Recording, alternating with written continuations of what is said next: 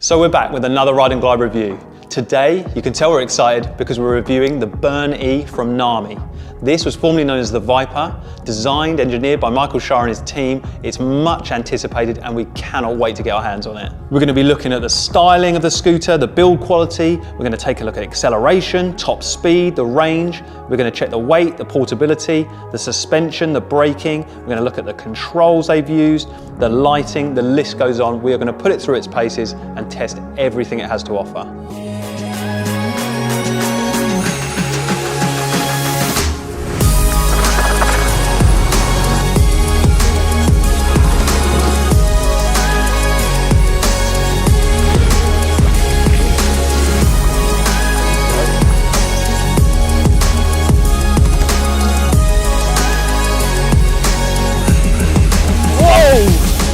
The first thing that strikes you about the Burn-e is its styling. It's a rugged, industrial feel. It almost looks like there's an exoskeleton protecting everything inside. Starting down low at the front of the scooter, we've got the 11 by 4 inch road tyres, which come as standard on the Burn-e. Housed inside those tyres are the 1500 watt motors. We've got one 1500 watt here, one 1500 watt at the back. So 3000 watt nominal power, Hall sensored motors, stops that cogging. Outside of the motors, you can see we've got the rotor discs and the nut brakes, which come as standard, hydraulic disc brakes, front and rear. Moving up above the wheel, you can see we've got the styled front fender here with the Burn-e logo on top. The scooter was formerly known as the Viper when it was being produced, and you can see their logo is a snake. Moving up from the brakes, you can see we've got the front swing arms here. Again, that industrial look, very thick, strong metal, and housed inside there are the coilover shocks. These are hydraulic damped and fully adjustable front and rear. Moving back down the scooter, we can see we've got the horn down here, which we'll talk about later when we're on the controls. And behind that, we've got the two 50 amp Synwave controllers. These come with an IP65 rating, so that is a really decent waterproof rating. The reason they're here, just covered by this skeleton and protected, is so that they can release heat quicker. And because they've got that waterproof rating, you don't have to worry when you're riding in damp, wet conditions. Moving along the cage side of the scooter, you can see that the LED strip runs all the way from front to back. This is actually where the indicators are shown as well. We'll go over that in a minute. But when the lights are on, you have the lights this side and the same the other side. So coming up from the LED strip, we move over the roll cage and onto the deck, which is really wide, grip tape each side, and down the middle, we've got the Burn-e logo and the Nami Electric printed onto the deck. Underneath the deck is housed a 72 volt, 35 amp hour battery, so a huge battery with a claimed range of up to 100 miles, but we will be testing that out. Moving to the back of the deck, you can see we've got the built-in footrest and handle grip, so a really robust handle to be able to lift this machine up. Weighing 47 kilos, you do need a strong grip. So underneath the handle, you'll find the rear coilover shock, which as we said is adjustable. Come down the swing arms, you'll see that you've got a top fender here and also a bottom fender here to stop all of that muck flipping up from behind and getting all over your clothes. Again, we've got the 11 by 4 wheels, tubeless tires, coming in the hard road form as standard, and housed within then, we've got the 1500 watt motors, same as the front. Now, Nami are claiming this can go up to about 60 miles per hour, maybe even more, and we're going to test that on the track later. Now, traveling up the scooter, you can see the charge ports, which like a lot of the modern scooters are set just on the front. Normal charge time with a standard charger is 12 hours approximately, but we've got the dual ports here, so that can be down to 6 with 2 chargers or a fast charger. Continuing up from the charge ports, we get to this reinforced front section here, which joins onto the swing arms and also gets to the patented locking mechanism that Nami have designed for the Burn-e scooter. Now you have a quick release here, you undo that, spin the thread, lift it up and fold down, so that's really straightforward. Come back up, locates it again, lock it back in, and then close the quick release to lock it in tight. That's really simple, really clever design. It feels very strong and very secure, but we will test that out and about. Moving up from the locking mechanism, you can see there is a full carbon fibre stem running all the way up to the top of the scooter. So as we get to the top of the scooter, we can see we've got the moulded handlebars, like the mountain bike style bars, and we've got these ergonomic rubber grips, which are really comfortable to hold on to. Moving up to the levers, which are the nut brakes, as we said before. When they're applied, the motors are cut, but also the brake light comes on at the rear of the scooter. So we come to the controller, obviously powers on the scooter, but it also selects the modes and a host of other features. You can see on the display whether you're in eco mode or speed mode. You can even tell if your motors are overheating. It can see if you're in cruise control, whether that's on or not. Simple start, you've got the lighting on here, you've got your battery life, odometer, speed. There are a host of features that the controller controls, and obviously you can visualize on the display. So now we move on to the right side of the scooter, and you can see we've got the horn, which is actually a decent horn for once. Really loud. We've got the two indicators. When you put the indicator on, as you see down below, the light flashes all the way along, so it's very, very clear. It's an excellent safety feature, which a lot of the new scooters are now bringing out. What I also like is when you click it, it stays on, rather than just goes on for a few seconds. You click it, it comes off again. We move on to the light. When you press that, it turns the light off and on. We've got a 2000 lumen headlight here, and the LEDs that we've discussed already. So a really, really bright light. Then coming down from these controls, we get to the thumb throttle. So it's not a trigger, we've actually got a thumb throttle here, which is very, very comfortable for riding. It's my personal favorite way of accelerating because you've got your fingers here on the brakes and your thumb is free here to control your speed. So coming back to the display, it has an IP65 water resistant rating, water and dust, same as the controllers we spoke about earlier. All of the cabling on the scooter has an IP55 resistance rating. So again, it's very resistant to water, and that gives the overall scooter an IP55 rating. There is no other super scooter out there that I know of, or that we've reviewed, that has had that level of waterproofing. So now we've gone over the detailed spec of the Burn-e, we're going to take it off-roading and see what it can really handle. So, we're out ready to hit the trails. First impressions, I've been on it about 20 seconds. It's seriously powerful. Off we go. Oh, one little press and you're gone, literally. I'm just going and cruising along easily. You just put a little bit more pressure on that accelerator and both those 1500 watt motors kick in and you just fly. Silent motors as well. I can't hear any of that whirring that you get on some scooters. They feel very smooth, but very powerful. Quite a big turning circle on this big tank. Track's pretty dusty down here. Cruising along, bouncing around. You really have to lean it to turn. Some smaller scooters, you can just turn the handlebars, and this one's more of a lean. But I'm literally touching the accelerator at the moment. We're going 18 miles an hour. And if I give it a little burst here, it's just gone straight up to 24. I mean, in about half a second from 18. Really bumpy through there. Just skid the back out. It's such a fun scooter. You've got to be careful because there's a lot of power. And huge bumps we're just going over. But it handles it so well. Tight space here. Whoa! And then straight back in. Feel that acceleration, it's exhilarating. Whoa! You feel, I don't know what to say. It's scary, but it's fun. I'm like half on the throttle at the moment, going 31, 35, 36. Jeez! Whoa, this is so steep. Whoa! God, that handles it well. Big roots here, bouncing down, flicking up the wheel. Nice trails, but loads of bumps. Whoa, sliding out the corners. Get on the grass, see what it's like. Bumpy but nice. That suspension's so soft on the knees. The hard ground's good, but the off-road is good as well.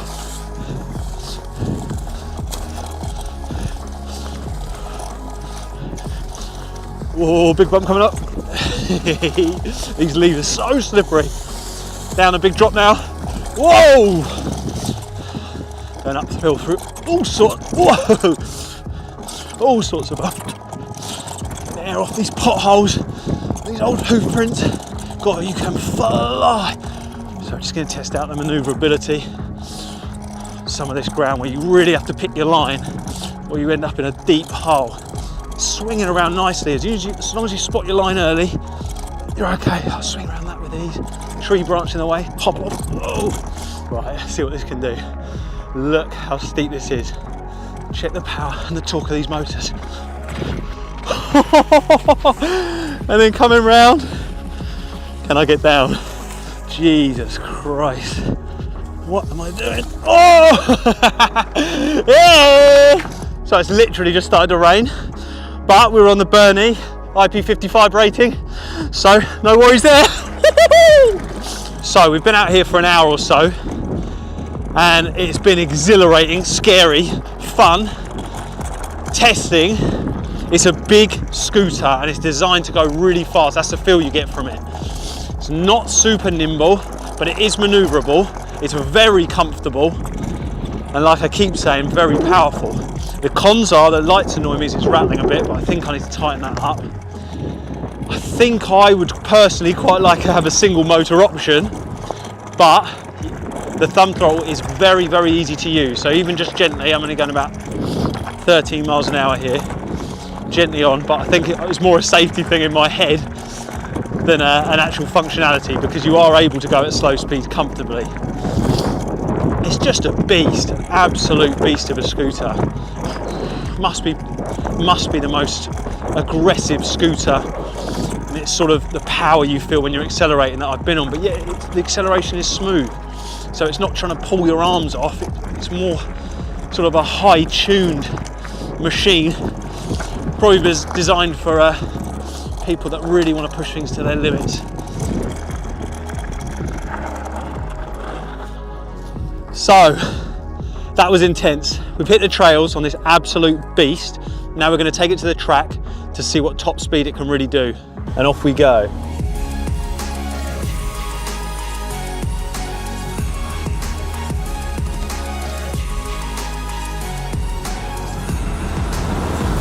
That's quick, 50, I'm going 55.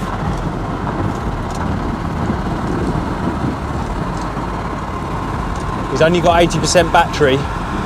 I'm hitting 55, I reckon that's a 55 mile per hour run, that. Look at that, on the camera, 57 mile per hour. What does the battery percentage say? 76. 76%, there is more in it, isn't there? If you had 100% battery, I reckon you might hit 60. That is fast though. Does it feel fast though? It feels fast, it's acceleration. It pulls you away so quick, doesn't it? God. It's so smooth, but also but so fast. That's what, yeah, that's exactly how I felt. That's what it is. Okay. Decent acceleration. We'll meet you back there then. We've done the top speed in normal mode, 57 miles per hour, and now we've put the turbo on, in turbo mode, and we're going to see how fast he can get.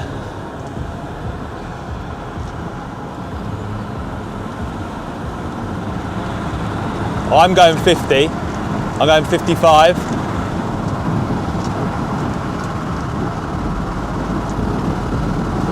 This is 56, 57, slow down. One more? Yeah. Got to warm the tyres up as well.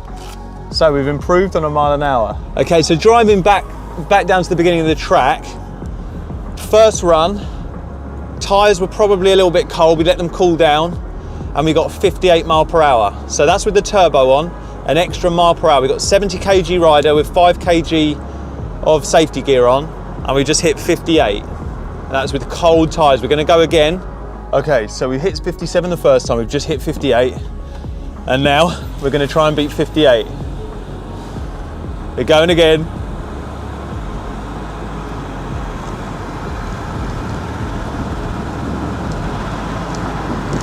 We're over 50.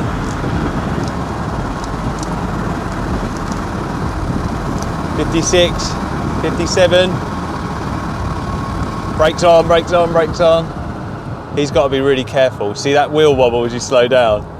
Yeah, there's no more to come out of that. No? Okay. That's pushing it. I think we were... 58, I reckon. Yeah. 58. 58? Yeah, again. Right. We're 1 mile per hour. Let's go back and give Dan a go with a 95 kg rider, but we've just hit 58 mile per hour. We now have a 95 kg rider with about 5 kilo of safety gear on. So we're looking at 100 kg. I'm over 50 here.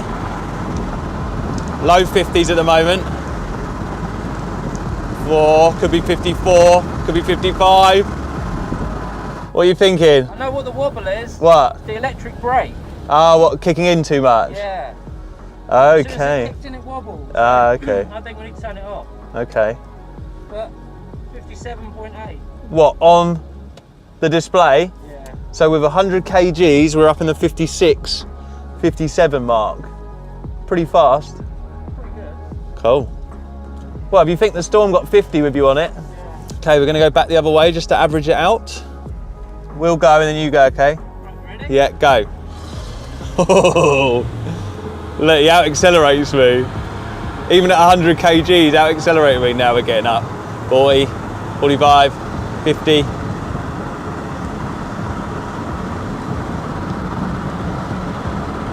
He must be going 54, 55, 56. What'd you get? 57.8.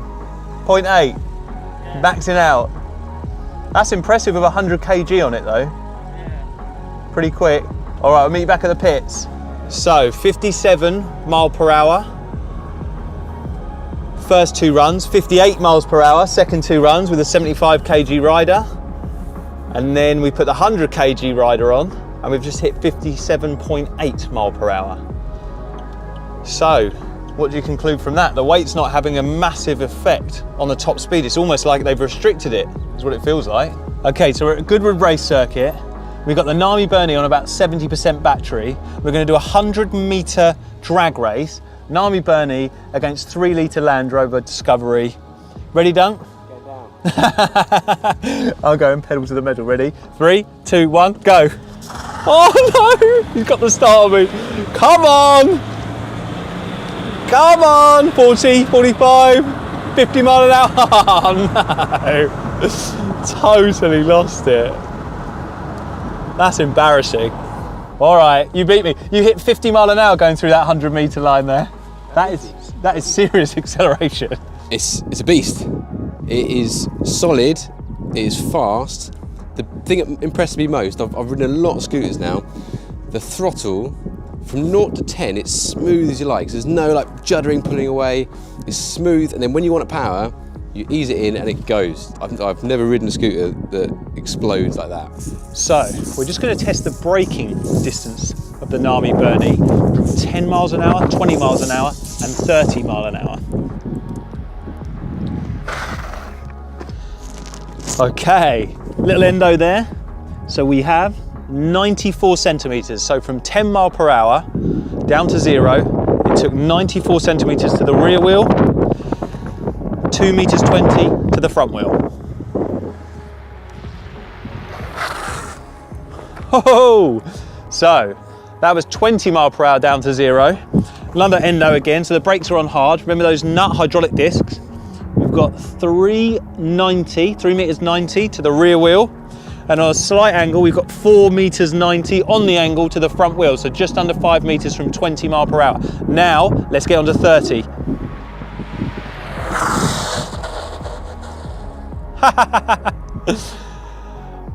Okay. Luke, the tape measure is useless.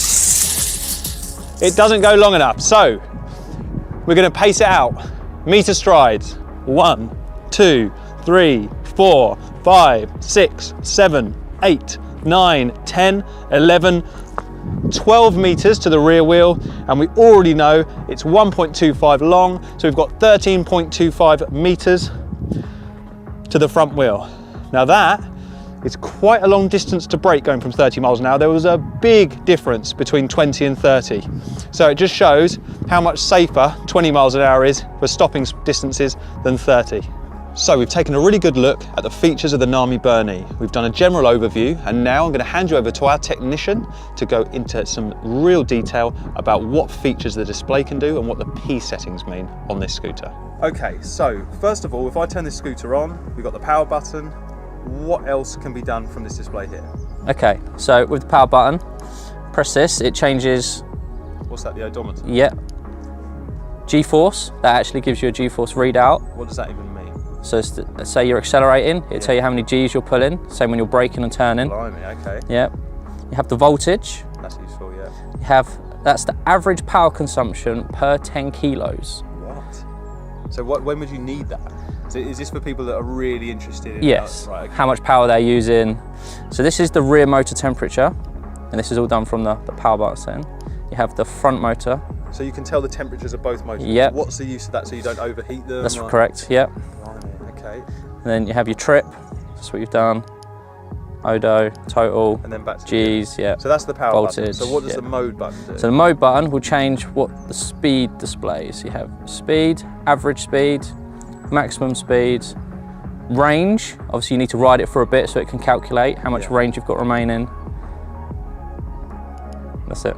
And that's it. Okay, so also there's like an eco sport mode, you know, the modes. So how are those to change through the driver modes is the plus and minus. Right. Okay. So it starts in eco, you have drive, sports. So is what eco's the slowest? Yes. So how fast would that? Around 20-ish mile an hour. Okay. Then you go into drive. How fast? Drive will be around 40-ish.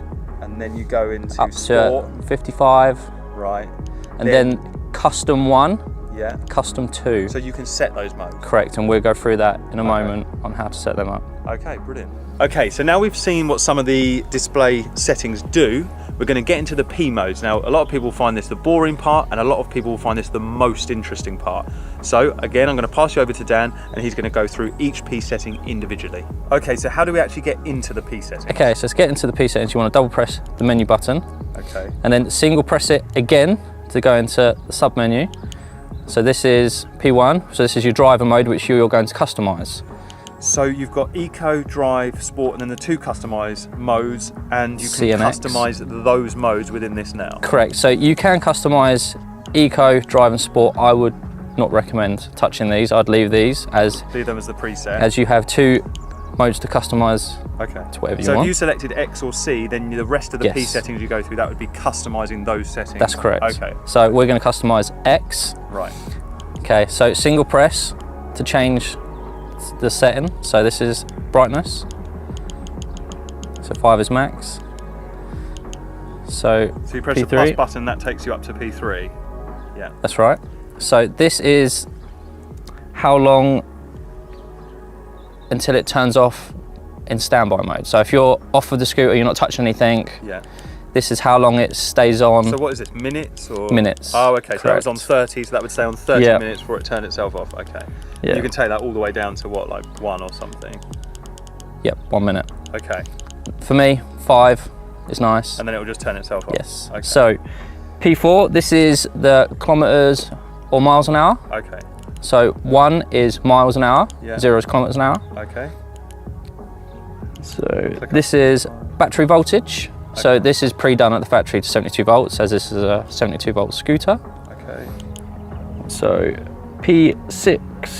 So this is the magnet selection. Now 30 is the magnet selection for this scooter, so I would recommend leaving this What one does alone. that mean? It means It's the magnet count in the motors. Okay. So it knows how many magnets it has. Right, okay. So that's something that we don't want to be messing around with? No, I would leave that alone, as 30 is the correct Okay. amount for this scooter. So this is the start mode assist. So 0 start. What, so if you just accelerate, you push the trigger and the scooter moves away? Yes. Or you can... So it's like a push start. Okay. Or So you can 1 select a push start. is push start, so you need to kick off Yeah. and then accelerate. Obviously we like it on 0. Yeah, and 0 is just immediate acceleration. Yep, immediate Okay. acceleration. Yeah. So this is tyre size, What, again. P8? We're on P8? Yeah, So you've got 11. these are 11-inch tyres, you don't need to change this. Okay. So this is the speed regulator. So P9. this is cruise control. Okay. So if we quickly come back out of this, we now have a cruise control icon here. Oh, okay, so there's an icon in the top of the screen there. And So that when shows you're cruise- riding with Yeah. this, get to a set speed Yeah. and you press the minus button. And This this one?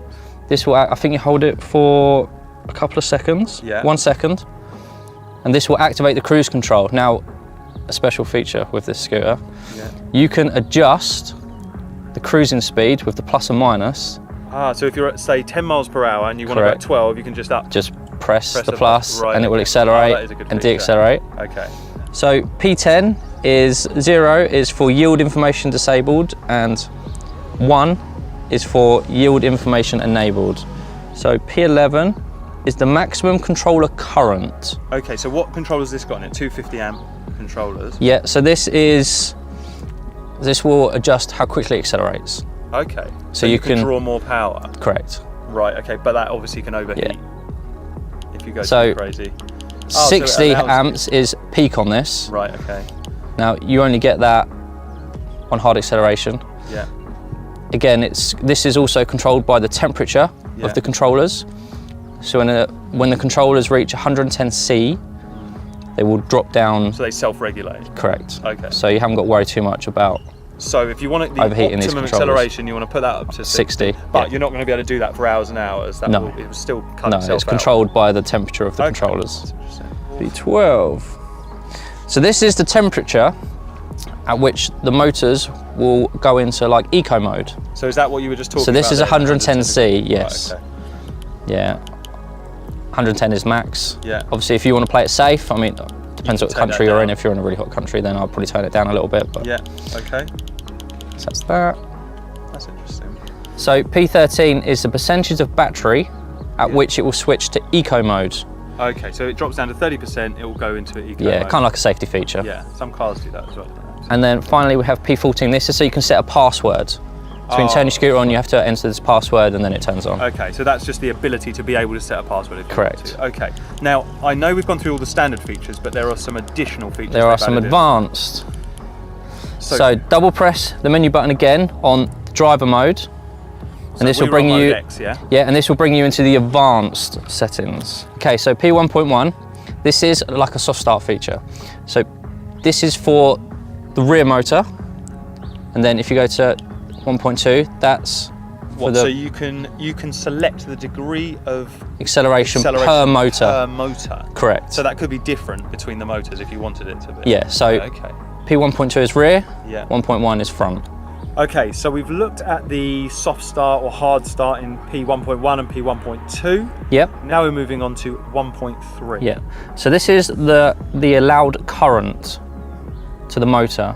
Which motor is this? So this will be rear Okay. and this will be front. So P1.3 is for rear, P1.4 is for front. Correct. And this is the allowed current to each Yes, so motor. this will affect the acceleration. Okay, so the P1.1, P1.2 was how hard the acceleration was. Correct. And this is how much. Current you can draw on the Right, acceleration. Okay.